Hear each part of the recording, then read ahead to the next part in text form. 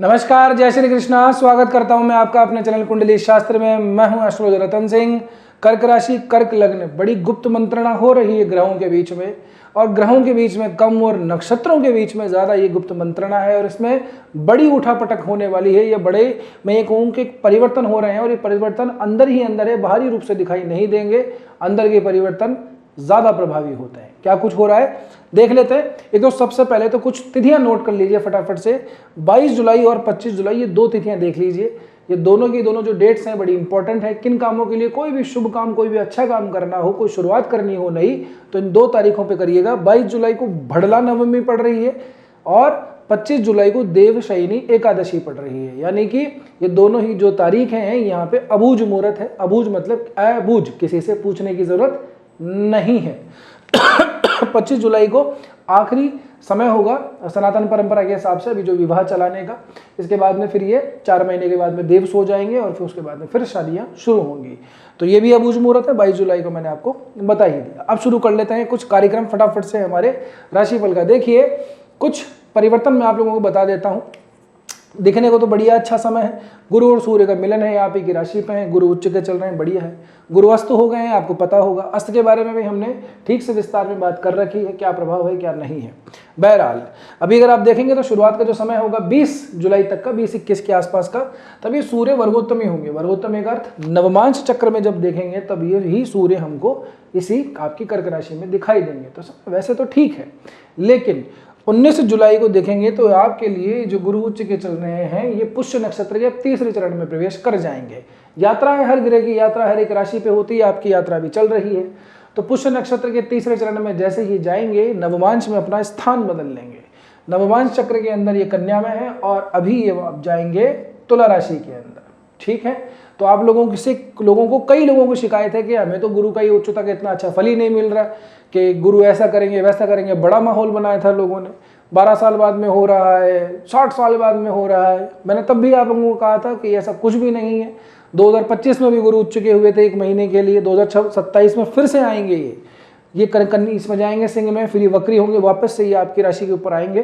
तो ये समय बदलता रहेगा। बहरहाल अभी हम सप्ताह के ऊपर बात कर लेते हैं। तो ये नवमांश चक्र के अंदर अपने स्थान बदलेंगे, तुला राशि पे जाएंगे। आप लोगों के लिए गुरु का ये जो पुष्य नक्षत्र का 3रा चरण है ये बढ़िया रहेगा, शुभ रहेगा। देखिए, नीति रीति ऐसी होती है ग्रहों की, दिखता है कि यार अब तो उच्च का है, पुष्य नक्षत्र में और लग गया है गुरु, तो इससे बढ़िया स्थिति तो कुछ हो ही नहीं सकती। लेकिन तभी सूर्य आते हैं और गुरु को अस्त कर देते हैं। तो अब तो जितनी शुभता का फल मिलना चाहिए था उतना शुभता का फल मिल नहीं रहा। सूर्य जैसा अग्नि तत्व का ग्रह जल तत्व की राशि इस तरह से आ जाए तो बड़ा ही अजीब स्थिति होती है। बहरहाल तो आप लोगों के लिए अभी ये जो प्रवास है गुरु का, ये आप लोगों के लिए बढ़िया रहेगा। सूर्य भी इसके बाद के अंदर नवमांश चक्रों के अंदर देखेंगे तो सूर्य भी पुष्य नक्षत्र में ही आएंगे। तो इस समय पे स्पेशली आप लोगों को शनि से संबंधित ज्यादा फल मिलेंगे। जी हाँ, शनि देखिए भाग्य भाव के अंदर बैठा हुआ है, क्योंकि पुष्य नक्षत्र शनि का ही है। तो यहाँ से सूर्य और गुरु मिलके, सूर्य तो है, यहाँ से आगे बढ़ते हुए जाएंगे, अंतिम यात्रा यहाँ पे करेंगे, और गुरु भी आपके 4थे भाव में। यानी कि इस समय के ऊपर जो भी आप लोगों का कुछ मंशा मानस रहा हो कि यार छोटी मोटी गाड़ी ले लेते हैं, कुछ छोटा मोटा फ्लैट घर कुछ भी इन्वेस्ट करने के लिए रख देते हैं, कहीं म्यूचुअल फंड में निवेश कर देते हैं, वो भी एसेट ही है। कुछ गोल्ड वगैरह, कुछ सिल्वर वगैरह, कोई धातु वगैरह लेनी करनी हो, कोई दुकान, छोटा मोटा गैजेट्स ही हो, तो ये समय आप लोगों के लिए दिखाता है कि ये जरूर से ऐसे समय पर फलित अवश्य होगा। तो कुछ भी अगर आने वाले सप्ताह के अंदर परचेज कर लिया है, ऑर्डर कर दिया है, तो जरूर से कमेंट करके बताना है। आगे बढ़ते हैं। तो आप लोगों के लिए एक और मैं बात बता देता हूं। शुरुआत के जो समय रहेंगे 23 जुलाई तक का, क्योंकि आप लोगों के लिए जो त्रिकोण के स्वामी हैं, बहुत ज्यादा कारक ग्रह बनते हैं। मंगल पंचम के भी और साथ में दशम भाव के स्वामी हैं। करियर के साथ साथ में आपकी नॉलेज, आपकी विद्या, आपका ज्ञान, उसका भी कारक मंगल ही है। मंगल को देखोगे तो लाभ भाव में चल रहा है, दशमेश जाकर के लाभ में चला जाए, कहने ही क्या, ये तो बहुत ही बढ़िया है। तो करियर के अंदर तो इस समय पे अच्छी खासी ग्रोथ पहले या तो हो गई होगी या अब आने वाले समय में है। लेकिन 23 जुलाई तक का समय फिर से मैं आपको कहूंगा, यहाँ पे मंगल जो है नवमांश चक्र के अंदर ये कर्क राशि में मिलेंगे, आप ही की राशि के ऊपर आएंगे 23 जुलाई तक। ठीक है, रोहिणी नक्षत्र का 4था चरण है, वहां तक ये रहेंगे यहाँ पे। अब कर्क राशि आ रही, आपकी राशि आपके लग्न के ऊपर आकर के मंगल नीच के होते हैं, है ना। तो यहां से आप लोगों को मंगल से संबंधित भी फल प्राप्त होंगे। तो आपके बॉस से, आपके सीनियर से खटपट हो सकती है, ध्यान रखिएगा। आपके दोस्तों से लड़ाई झगड़े छोटे मोटे हो सकते हैं। आपके बड़े भाई से भी आप लोगों के इसी तरह से छोटे मोटे तनाव बन सकते हैं। आपके क्रोध की वजह से, आपके एंगर की वजह से, कोई बात उन्होंने पहले कही हो, आप जाके दिमाग में उस पर लगाया है, ऐसी स्थितियां बन जाती हैं अक्सर। क्योंकि बाकी हम नवमांश में चक्र में देख रहे हैं तो सूर्य भी आगे बढ़ रहा है, तो ये परिवार संबंध कुटुंब यहाँ से भी दिखाता है, समाज में भी दिखाता है। हो सकता है कि इस तरह की जो बात है, छोटी मोटी खटपट है, वो पब्लिकली हो, पर्सनल नहीं होगी, फ़ोन पे नहीं होगी, उनके पर्सनल ऑफिस में नहीं होगी, 2-4 लोग होंगे आसपास, तो थोड़ा सा ध्यान रखिएगा। उससे अंततोगत्वा यही है कि आप ही के ऊपर नकारात्मक प्रभाव पड़ेगा। ठीक है, 23 जुलाई के बाद में चीज़ें बदल जाएंगी, मंगल नवमांश में आगे बढ़ जाएंगे, सिंह राशि में आएंगे, तो वो फिर भी थोड़ी बहुत ठीक रहेगी आपके लिए व्यवस्था। तो 30 जुलाई तक 23 जुलाई तक तो इस बात का विशेषतः ध्यान रखना है। इसी समय पे, क्योंकि नवमांश मैंने कहा ना बिल्कुल गुप्त मंत्रणा चल रही है अंदर ही अंदर।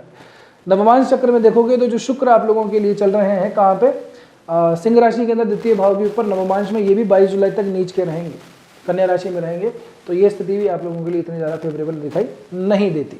अब देखिए जनाब, आप लोगों के लिए मैं आप लोगों को एक और खबर बताता हूँ। यहाँ से 12वें भाव को थोड़ा सा पकड़िए।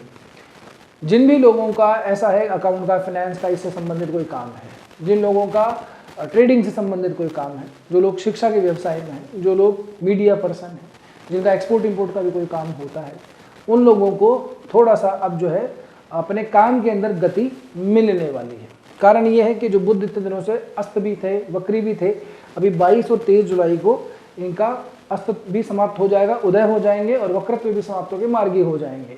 ये आप लोगों के लिए स्पेशली इसलिए इंपॉर्टेंट है क्योंकि ये आप लोगों के लिए तीसरे और 12वें भाव के स्वामी बनते हैं, मार्केश बनते हैं। लेकिन नवमांश चक्र के अंदर ये पूरे सप्ताह के अंदर बुध आपके दशम भाव में रहेंगे, तो काम से संबंधित जो चीजें हैं वो आगे बढ़ रही हैं। दिखाई तो गलत जगह पे दे रहा है, लेकिन ये ग्रह आप लोगों के लिए सपोर्ट करता हुआ नजर आता है। तो जिन लोगों की यात्राएं वगैरह आगे होने वाली हैं काम से संबंधित, जो ट्रैवल होने वाले हैं काम से संबंधित, उनको बिल्कुल ही मैनेज करके चलिएगा, वहां से आप लोगों को लाभ जरूर से मिल जाएगा। ठीक है, आपने जो प्रयास किए हैं उनका फल आप लोगों को जरूर से मिलेगा। स्पेशली ये शुरू होगा आप लोगों के लिए 23 जुलाई के बाद में, यानी कि सप्ताह का जो दूसरा पड़ाव है, बुधवार के बाद का जो दिन है, वो आप लोगों के लिए ज्यादा शुभदायी रहने वाला है। अब चंद्रमा को देख लेते हैं। चंद्रमा तीसरे भाव में आएंगे सोमवार मंगलवार को कन्या राशि के अंदर, तो यहाँ से चंद्रमा तो आप ही की लग्नेश आपकी राशि बनते हैं, तीसरे भाव में आएंगे। एफर्ट करिए, थोड़ी ऊर्जा को आगे बढ़ाइए, प्रयासों को जितना ज़्यादा सुचारू रूप से एकाग्रचित होकर काम करेंगे। एक तो क्या है कि आप लोगों में भटकाव बहुत जल्दी होता है, गए किसी काम के लिए कर कुछ गए, ठीक है ना, करने किसी ने बताया कुछ कि यहाँ से हमको प्रॉफिट मिलेगा, आप 4 चीज़ें और उठा के लिया, सोचते बहुत ज़्यादा रहते हैं, करते बहुत कम है। प्लानिंग तो आपकी ऐसी रहती है कि एक ही दिन के अंदर मिलियनर बिलियनर बन जाए, और एग्जीक्यूशन उसका ऐसा रहता है कि भाई साहब साल भर हो गए इस एक चीज़ के पीछे पड़े हुए, वही काम होने में नहीं आ रहा है। तो इन चीज़ों को थोड़ा सा चेंज कीजिए, आपके लिए फ़ायदा है। अभी तो गुरु आपके चल रहे हैं, तो आपको खुद को अंदर से महसूस होने लगा कि यार ये हमारे में मिस्टेक्स है, बहुत जल्दी हम जो है मतलब फ्रजाइल हो जाते हैं, थॉट प्रोसेस बड़ा फ्रजाइल हो जाता है, डिसीजन हमारे यूँ बदल जाते हैं। तो थोड़ा इन चीज़ों का स्पेशली ध्यान रखिए। बाकी आप लोगों का ओके रिपोर्ट है, कोई समस्या वाली बात नहीं है। बुधवार गुरुवार का जो दिन आएगा, चंद्रमा चौथे भाव में आएंगे, बढ़िया समय है आप लोगों के लिए, अच्छा समय है। वैसे भी ये 20 के बाद 21 और 22-23 ये तारीखें आ जाएंगी, तो ये समय आप लोगों के लिए माता का सुख भी दिखाता है, भूमि भवन वाहन इन चीज़ों से संबंधित भी आप लोगों को सुख दिखाता है। मैंने पहले ही कह चुका हूँ, कुछ भी खरीदने करने का मानस हो तो ज़रूर से बताइएगा। आपने अगर ले लिया है, ऑर्डर करवा दिया है, तो वैसे भी गुरु का इस समय पे चल रहा है, आप लोगों के लिए तो उत्तम ही है। आगे बढ़ते हैं, चंद्रमा जाएंगे पंचम में। वृश्चिक का चंद्रमा नीच का हो जाता है, तो ज़्यादा ओवर थिंकिंग के अंदर फेज में चले जाएंगे। जिन माताएं बहनों को पीसीओडी से संबंधित कोई समस्या रहती है, या किसी भी तरह की और दूसरी माइग्रेन वगैरह की प्रॉब्लम रहती है लोगों को, तो वो थोड़ी सी ट्रिगर हो सकती है, थोड़ा सा ध्यान रखना है। अभी नीचत्व कई मामलों में भंग भी होता है, मंगल की दृष्टि पड़ती है, सूर्य जो है क्षमा कीजिएगा गुरु की दृष्टि पड़ती है, तो नीचत्व भंग होता है। लेकिन फिर भी अपनी इस नीच की राशि में जाने का चंद्रमा का अपना ही एक इम्पैक्ट होता है। संडे का दिन होगा, आखिरी दिन होगा, राशि परिवर्तन होगा गुरु और सूर्य का। लेकिन कहाँ से हो रहा है? आपकी लग्न, आपकी राशि और छठे भाव से संबंधित हो रहा है। तो ऐसे समय पे किसी को पैसे देने से बचिएगा, कुछ भी डेट से संबंधित काम करने से बचिएगा, कर्जा लेने से थोड़ा सा बचना चाहिए ऐसे समय पे। अपने ऑफिस से संबंधित कोई काम संडे को तो बिल्कुल भी नहीं करना है। और खास करके जो भी आप लोगों की टांग खिंचाई करते हैं, जो एनिमी हैं, जो आपके अगेंस्ट में रहते हैं, उनसे तो संपर्क बिल्कुल ही नहीं रखना है। पर्सनली मिलेंगे, कुछ अपने सीक्रेट्स रिवील कर देंगे, और फिर वही आप लोगों के लिए आगे कहानी शुरू हो जाएगी। ठीक है ना?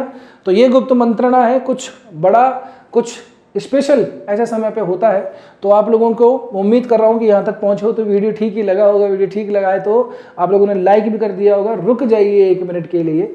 मेरी प्रार्थना, मेरी रिक्वेस्ट आप लोगों से ये है कि जितना हो सके उस वीडियो को हाइप दे दीजिए। आपका कोटि कोटि धन्यवाद होगा। और नए हो तो सब्सक्राइब जरूर से कीजिए, दोस्तों के साथ भी शेयर कर लीजिए इसको, ठीक है ना। हम भी अभी नए, मतलब ऐसा है कि समय तो बहुत हो गया हमको, लेकिन हमारी ग्रोथ बड़ी धीरे हो रही है। तो कृपया करके सपोर्ट कीजिए, फैलाइए चीज़ों को, तो हमारा भी परिवार बढ़े, ठीक है ना। बस आज के वीडियो में इतना ही, मिलते हैं अगले वीडियो में। तब तक के लिए स्वस्थ रहिए, मस्त रहिए, अपना और अपनों का ध्यान रखिए।